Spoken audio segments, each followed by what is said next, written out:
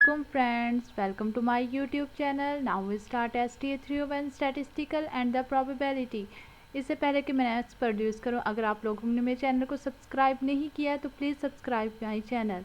Now come to our lecture.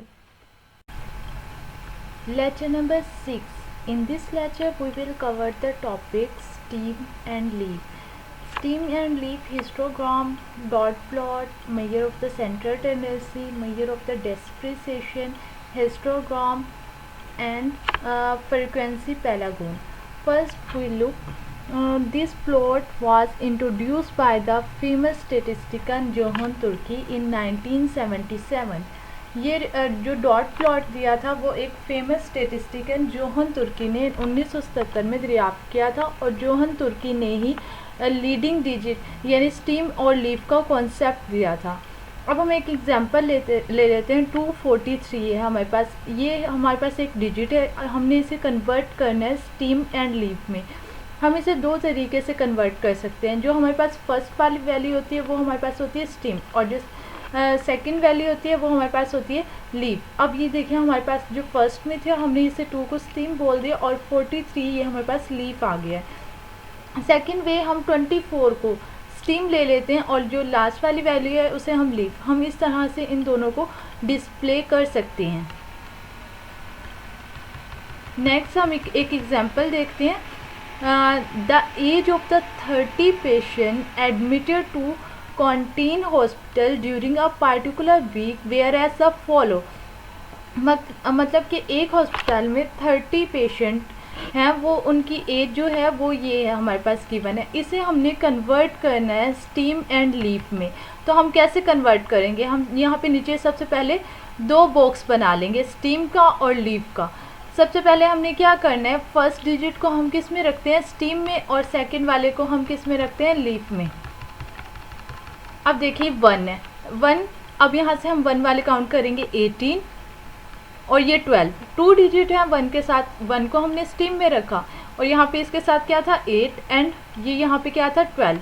इसको हमने कहाँ पे रखा? लीफ में. इस तरह से हम 2 के साथ जो हमारे पास डिजिट होंगे वो भी हम यहाँ से सिलेक्ट करेंगे और इसे लीफ वाले बॉक्स में यहाँ में डाल देंगे. फिर थर्ड हम 3 देखेंगे. 3 के साथ जो डिजिट होंगे उसे हमने यहाँ पे राइट कर देना है. तो ये हमने इस डेटा से स्टीम और लीफ को सेपरेट कर लिया. नेक्स्ट देखिए, data in the form of an array. Data array की फॉर्म में लिखना है इन असेंडिंग ऑर्डर. या आपने क्या करना है, सबसे पहले आपको जो भी डेटा गिवन है उसे आपने असेंडिंग ऑर्डर में कन्वर्ट कर लेना है. यानी सबसे पहले उसे तरतीब दे देनी है, सबसे छोटा, फिर उससे बड़ा, फिर उससे बड़ा, इस तरह से. फिर आपने इसे, अब देखें आप इजीली फाइंड कर सकती हैं कि किसके साथ कितने डिजिट है. अब 1 के साथ 2 है, तो हम यहाँ पे राइट कर सकते हैं 2 और 8. ये देखिए जब आप उसे अरेंज कर लेंगे असेंडिंग ऑर्डर में तो आप इजीली देख सकते हैं कि 1 के साथ 2 डिजिट है, 2 और 8. 2 के साथ 3 डिजिट है, 6, 7, 9. इस तरह से हमें ये सारा डेटा इस टेबल में शो कर लेना है. तो ये हमारे पास स्टीम और लीफ फाइंड हो जाएगा. नेक्स्ट देखते हैं. नेक्स्ट है हमारे पास फ्रीक्वेंसी डिस्ट्रीब्यूशन. फ्रीक्वेंसी डिस्ट्रीब्यूशन, इसमें हमने क्या किया, जो हमारे पास डेटा गिवन था उसकी हमने एक क्लास बना ली, क्लास ऑफ लिमिट्स.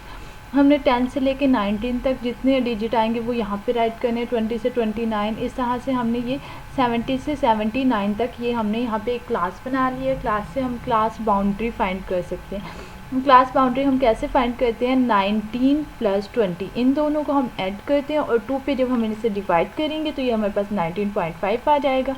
इस तरह से हमने इसे यहाँ पे राइट कर लेना. फिर 29 और 30 को हम इन दोनों को ऐड करके डिवाइड करेंगे 29.5. इस तरह से हम ये क्लास बाउंड्री फाइंड कर लेंगे. फ्रीक्वेंसी कैसे फाइंड की? अब देखिए 10 से 19 तक जितने डिजिट आए हैं ये हमें ऊपर स्टीम और लीफ गिवन है. ये हम यहाँ से देख लेते हैं. 1 से 19 तक 2 आ रहे हैं तो इसकी फ्रीक्वेंसी क्या होगी? 2. फिर 20 से 29 यानी 2 की लाइन में कितने आ रहे हैं? 1, 2, 3, तो इसकी फ्रीक्वेंसी 3 हो गई. 3 की लाइन में कितने आ रहे हैं? 5, तो इसकी फ्रीक्वेंसी 5. इस तरह से हमने ये इसकी फ्रीक्वेंसी यहाँ पे राइट कर लेनी है. नेक्स्ट हमने इसे एक हिस्टोग्राम के ज़रिए शो किया है। यहाँ पे हम लेंगे क्लास बाउंड्रीज और यहाँ पे हम फ्रीक्वेंसी लेंगे और इस तरह से ये हमारी हिस्टोग्राम में डेटा ये शो हो जाएगा। इस तरह से हमारी ये हिस्टोग्राम शो होगी। हम इसे इस तरह से भी बना सकते हैं, यानी इस साइड पे हम ले लेते हैं क्लास बाउंड्री और इस साइड पे हम फ्रीक्वेंसी, तो ये हमारी इस तरह से शो हो जाएगी।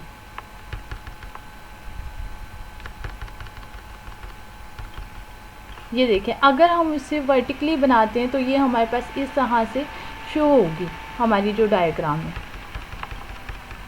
अब ये नेक्स्ट एग्जांपल है, construct a steam leaf display for the data and the mean actually death rate पर 1000 एज 20 to 65, यानी 20 to 65 के दरमियान जो डेथ रेट है वो इन्होंने हमें यहाँ पे गिवन दिया हुआ है। इसमें से हमने क्या फाइंड करना है, स्टीम एंड लीफ फाइंड करना है। नेक्स्ट हमें ये जो डेटा गिवन है इसमें हमने स्टीम एंड लीफ फाइंड करना है। हम इसका टेबल बना लेते हैं। जो पॉइंट से पहले वाले डिजिट हैं वो हमारे पास स्टीम में आ जाएंगे और पॉइंट के बाद वाले जो डिजिट हैं वो हमारे पास आ जाएंगे लीफ नो। ये देखिए, हमने इस तरह से ये टेबल बना लिया। यहाँ पे हमने स्टीम में क्या राइट किया है, 3 के बाद जो पॉइंट में हमारे पास डिजिट होगा हम यहाँ पे सर्च करेंगे कि ये 3 के साथ कौन सा है, तो ये 9 है, हमारे यहाँ पे 9 राइट कर देंगे। फिर हम 4 के साथ देखेंगे 4.66 2 टाइम है, तो ये हम यहाँ पे 2 टाइम राइट कर देंगे। इस तरह से आपने स्टीम एंड लीफ फाइंड कर लेने हैं। नेक्स्ट है हमारे पास measure of the central tendency. Central tendency को मेजर करना and measure of the dispersion. Central tendency में आ जाता है mean, median, mode, arithmetic mean, harmonic mean, geometric mean, ये सारी चीज़ें हमारे पास सेंट्रल टेंडेंसी में आ जाती है। और डिस्प्रेशन में हमारे पास आता है कोस्टस, थिकनेस वगैरह। Average enable us to measure the central tendency of the variable. जो हम एवरेज के ज़रिए सेंट्रल टेंडेंसी मेजर कर सकते हैं। Measure of the distribution unable to measure the variability. Dispersion के लिए हम किसको मेजर करते हैं, वेरिएबिलिटी को। नेक्स्ट देखते हैं एग्जाम्पल। ये देखिए, ये हमारे पास एक एग्जाम्पल है। Look at these 2 frequency distribution. इन 2 फ्रीक्वेंसी डिस्ट्रीब्यूशन को देखें। We should ask ourselves what exactly the distinguish feature if we draw the frequency polygon of 2 frequency distribution we obtain. अगर हम 2 फ्रीक्वेंसी पैरागोन ड्राइव करें तो ये हमारे पास इस तरह से शो हो जाएगी। ये देखिए, ये वाली जो है ये यहाँ पे इसको कट कर रही है और इस तरह से ये हमारे पास 2 फ्रीक्वेंसी पैरागोन आ गई हैं। ये देखिए, if we compute the mean number of the room per house of each of 2 suburb, we will find the average number of the room per house. A is 6.67 while B is 7.67। यानी जो इनके पर होन है average है 6.67 है इसकी A की, और जो हमारे पास B की है 7.67 B की है। Various type of average. Average की टाइप देखते हैं कौन कौन सी है। Arithmetic mean, geometric mean and harmonic mean. Harmonic mean, the median and the mode. ये हमारे पास इसकी आ गई टाइप्स। अब arithmetic, geometric and harmonic mean are average. ये सारी एवरेज होती हैं और इन्हें हम मैथमेटिकली करैक्टर में शो कर सकते हैं। एंड गिव द इंडिकेटर, ये हमें एक इंडिकेटर प्रोवाइड करती हैं of the magnitude of the observe value. यानी जो हमारे पास गिवन डेटा होता है उसे हम ऑब्जर्व करते हैं और इनका जो मैग्नीट्यूड लेते हैं ये हमें वो प्रोवाइड करती हैं। मीडियन के होते हैं, median is a middle value, यानी सेंटर की वैल्यू जो हम कैलकुलेट करते हैं उससे हम वो मीडियन होता है। मोड क्या होता है, define the value with occur most frequency in the data set, यानी वो वैल्यू जो डेटा सेट में बार बार रिपीट हुई हो वो हमारे पास है मोड। नेक्स्ट एग्जाम्पल देखते हैं कि हम मोड फाइंड कैसे करते हैं। Suppose the marks of 8 student in a particular test as follow। अब हमने ये 8 स्टूडेंट के मार्क्स लिए 2, 7, 9, 5, 8, 9, 10, 9 ये हमने ले लिए। अब हमने इनसे क्या फाइंड करना है, मोड। मोड क्या होता है, रिपीटेड नंबर। अब देखिए इसमें क्या रिपीट हो रहा है, 9, तो ये मोड इज इक्वल टू 9, ये 9 के इक्वल होगा।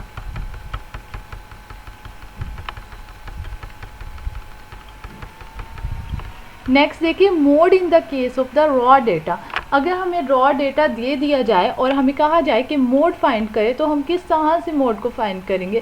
Suppose that the government of the country collect data regarding the percentage of the revenue spend on the research. यानी यहाँ पे हमें 49 यानी हमारे एक गवर्नमेंट ने सर्च करनी है कि मुल्क में जो हमारे पास अखराजात हो रहे हैं उनकी परसेंटेज निकालनी है। तो हमने यहाँ पे कंपनीज़ राइट किया, यहाँ पे परसेंटेज, ये हमारे पास है 49 कंपनीज़। अब हम इनसे मोड फाइंड करेंगे। मोड फाइंड करने के लिए हमारे पास टू वे है, एक हम डॉट प्लॉट से फाइंड कर सकते हैं और एक हम फार्मूलाज के ज़रिए।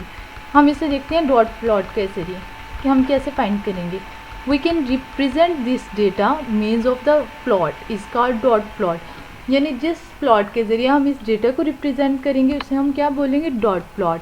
Dot plot, the horizontal axis of the dot plot contains the scale for the quantitative variable that we want to represent।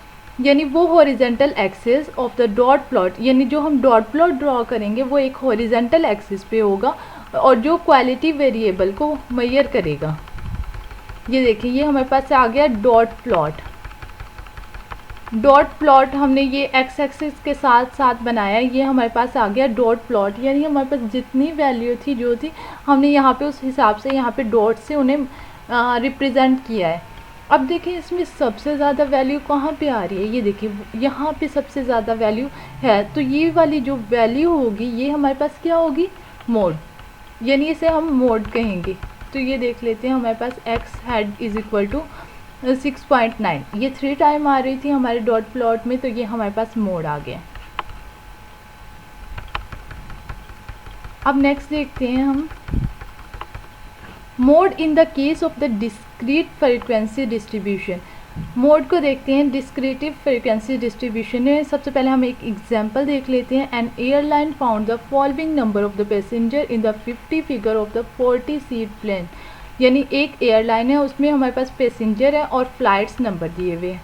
Number of flight, number of the passenger 28 one flight में 33 second में। इस तरह से ये अगर हम इनसे total करेंगे तो ये हमारे पास 50 बनेगी। सबसे पहले हम देखें इसकी सबसे हाई फ्रीक्वेंसी क्या है। अब देखें इसमें सबसे ज़्यादा वैल्यू किस पे है, 13 पे। जो FM में हाईएस्ट फ्रीक्वेंसी वो 13 होगी। 13 ये इक्वल होगी x के, मोड इज इक्वल टू 39। ये मोड इक्वल होगा 39 के, क्योंकि ये देखिए ये 13 है इसकी हाईएस्ट फ्रीक्वेंसी और ये इक्वल है एक्स, मोड जो है इसका इक्वल है वो 39 के इक्वल है। नेक्स्ट ये हमारे पास मोड का फार्मूला है, x head is equal to L plus F M minus F1 over FM minus F1 plus FM minus F2 multiply by H। ये हमारे पास आ गया उसका फार्मूला मोड का। अब हम मोड कैसे फाइंड करेंगे इस फार्मूले के ज़रिए, हम नेक्स्ट देखते हैं एक एग्जांपल के ज़रिए। ये हमारे पास एक एग्जांपल है, going back to the example EPA mileage rating. Mileage rating की हमने एक एग्जांपल ले लिया जिसमें हमने फाइंड किया था क्लास बाउंड्रीज और ये हमारे पास आ गया फ्रीक्वेंसी। अब हमने इसमें मोड फाइंड करना है, तो सबसे पहले हम यहाँ से वैल्यू सेलेक्ट करेंगे अकॉर्डिंग टू आवर फार्मूलाज। अब देखिए इसमें फ्रीक्वेंसी में जो भी सबसे बिग वैल्यू होगी उसे हम FM का नाम देंगे। ये हमारे पास हो गया FM ये हमारे पास हो गया। फिर हमने क्या फाइंड करना है, L हम कैसे फाइंड करेंगे, L हमारे पास इक्वल होता है हमारे सब लोअर बाउंड के। लोअर बाउंड इसमें क्या है 35.9, ये हमारे पास लोअर बाउंड L आ गया।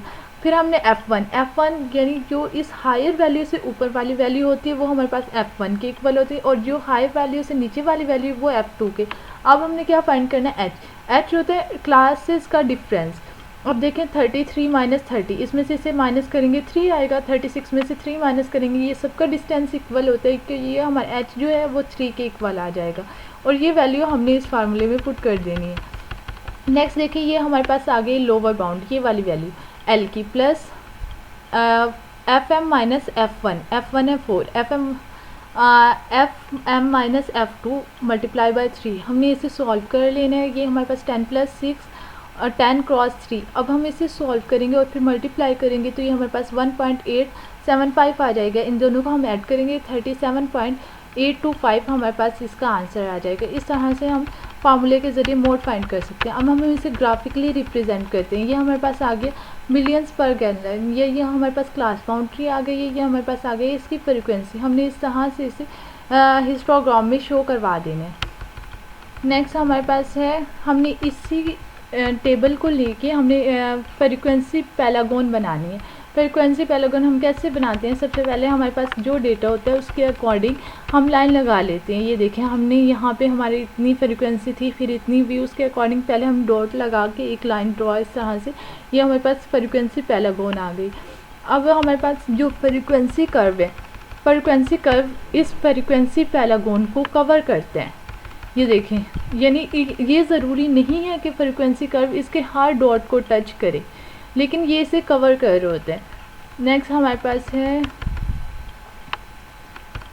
हमने जो अभी फाइंड किया है इसका मोड, वो हमारे पास है 37.825, ये हमारे पास इसका मोड है। Now lecture is finish. I hope you will be understand. अगर आपका कोई भी क्वेश्चन हो तो आप कमेंट में पूछ सकते हैं। Thank you for watching.